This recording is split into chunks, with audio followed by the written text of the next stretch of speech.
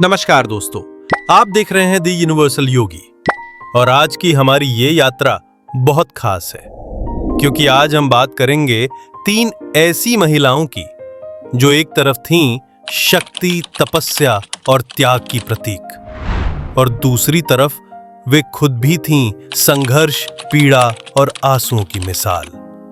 गांधारी, कुंती और द्रौपदी तीनों ही महाभारत की ऐसी स्त्रियां थीं जिन्होंने जरूरत पड़ी तो श्राप दिया और कभी-कभी वरदान भी। लेकिन क्या आपने कभी सोचा है इतनी महान होकर भी वो अपने जीवन में असफल क्यों रहीं? इन तीनों ने जो सहा, जो किया, वो किसी भी इंसान के लिए आसान नहीं था। लेकिन उनके संघर्ष को अक्सर समझने की जगह नजरअंदाज किया गया। चलो शुरुआत करते हैं गांधारी से, एक ऐसी पत्नी जिसने पति के अंधत्व को जीवन भर के लिए खुद ओढ़ लिया।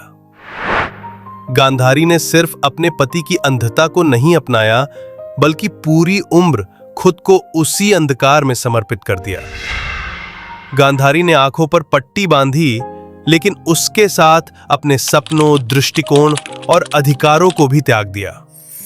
उन्होंने अपनी आंखों पर पट्टी नहीं बल्कि अपने पूरे जीवन पर एक पर्दा डाल लिया, विवाह के नाम पर, निष्ठा के नाम पर। उन्होंने सिर्फ आंखें नहीं बंद की थीं बल्कि एक स्त्री के तौर पर अपनी पूरी जिंदगी की रोशनी छोड़ दी थी। लेकिन सोचिए, क्या उन्होंने वही पट्टी एक मां के रूप में भी बांध ली थी? क्योंकि 100 पुत्रों की जननी होने के बाद भी वो उन्हें धर्म के रास्ते पर नहीं चला पाई।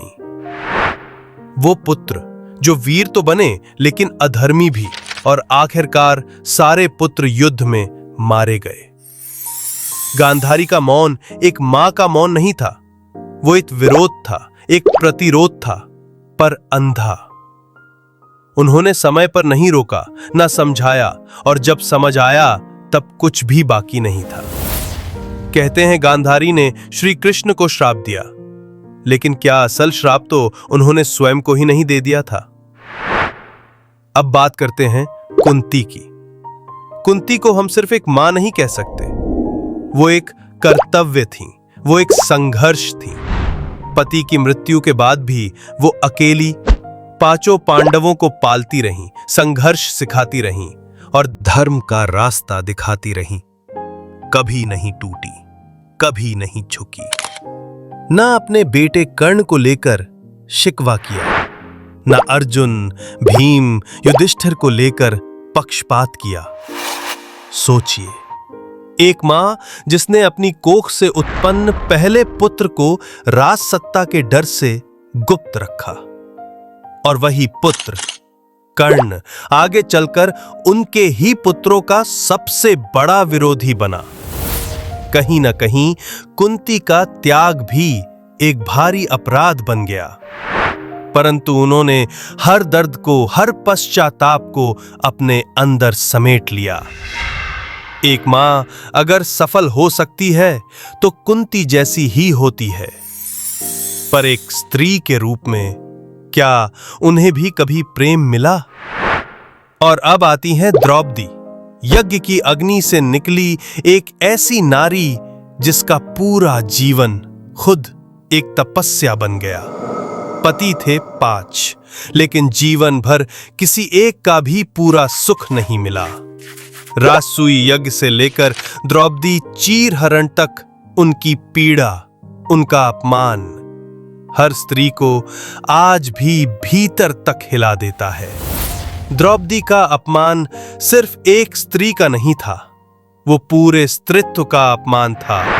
और जिस सभा में धर्मराज मौन रहे, भीम तड़पते रहे, वहां द्रौपदी अकेली लड़ी। वो केवल युद्ध की वजह नहीं बनी, वो उस चिंगारी की तरह थी जो पूरे कुरु वंश को भस्म कर गई।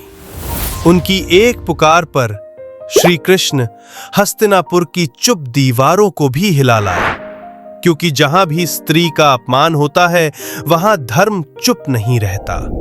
अगर कृष्ण इस युद्ध की रणनीति थे तो द्रौपदी इसकी ज्वाला। गांधारी त्याग में महान लेकिन एक मां के रूप में विफल, कुंती संघर्ष की देवी जिन्होंने धर्म को जीवन बना दिया, द्रौपदी अपमान सहकर भी न्याय की मशाल बनी रहीं।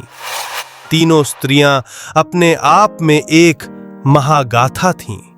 तीनों ने अपने अपने तरीके से युग को दिशा दी। तीनों का जीवन एक प्रश्न है और एक उत्तर भी। अगर गांधारी ने चेताया होता, अगर कुंती ने स्वीकार किया होता और अगर द्रौपदी को सम्मान मिला होता, तो क्या महाभारत टल सकता था? और आज भी जब कोई स्त्री अन्याय के खिलाफ खड़ी होती है तो उसमें कहीं ना कहीं इन तीनों की छवि जरूर होती है। वो मौन गांधारी की चेतावनी बन जाती है, वो सहनशील कुंती की शक्ति बन जाती है और वो अग्निजन्मा द्रौपदी की ज्वाला बन जाती है। दोस्तों, अगर ये वीडियो आपको भावनात्मक और प्रेरणादायक लगा तो इसे जरूर शेयर करें और द यूनिवर्सल योगी को सब्सक्राइब करें। हम फिर मिलेंगे एक और आध्यात्मिक और ऐतिहासिक यात्रा के साथ। जय श्री कृष्ण।